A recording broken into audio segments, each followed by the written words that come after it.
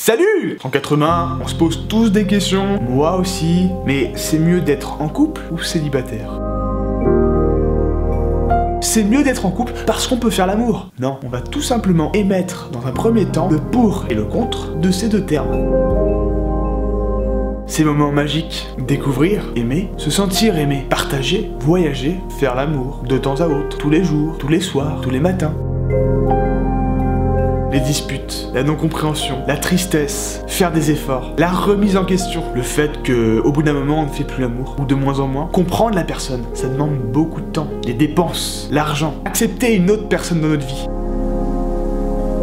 La liberté, la remise en question, la reconstruction, l'épanouissement personnel, réfléchir pour s'améliorer sur la prochaine relation, rencontrer plein de gens, s'amuser, pas de prise de tête.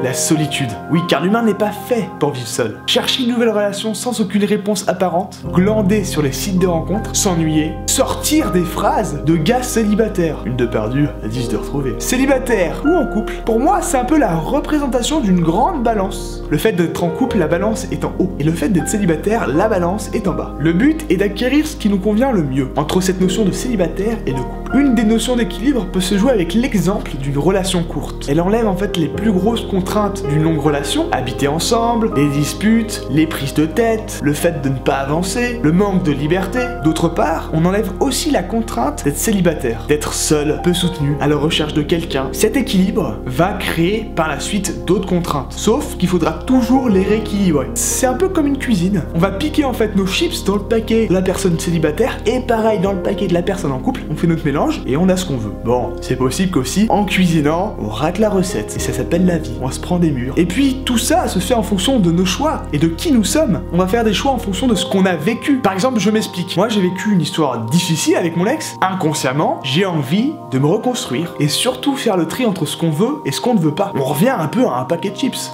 Mais pour avoir un peu de Doritos et un peu de barbecue, il faut les goûter.